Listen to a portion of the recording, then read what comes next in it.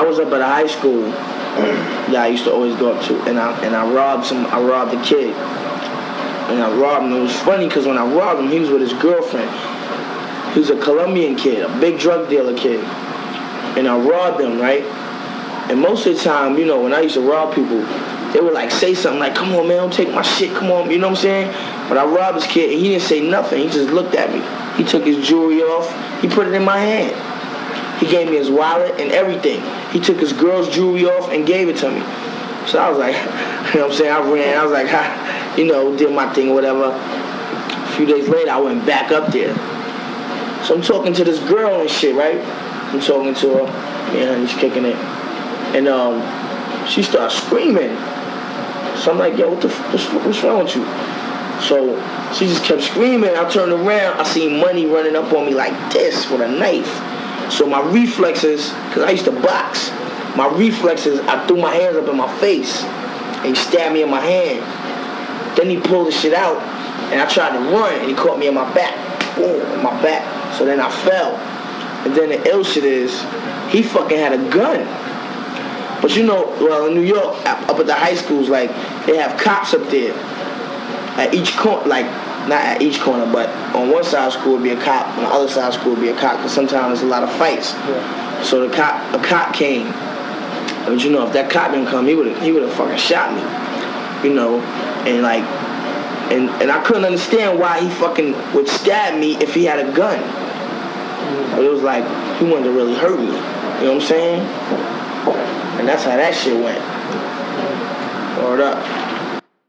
Learn every day. Knowledge is infinite. No one will know everything. You know? Knowledge has no limitations. Do you want separation? Yeah, I think separation is good, you know. I think black people need to get with themselves first, you know, before they try to get with anyone else, you know, because, you know, for the simple fact that, I mean, I don't know how, you know, the curriculum and stuff goes down over here. I can only imagine it's not far from how it is in America.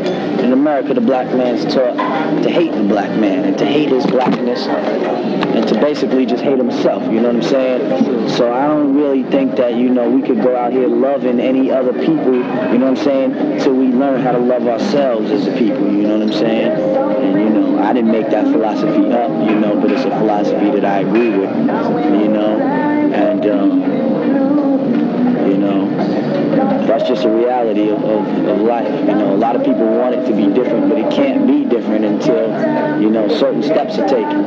You know, you can't build a house without having a foundation first, you know. You want to build a third floor, but you got to get the first and second floor first.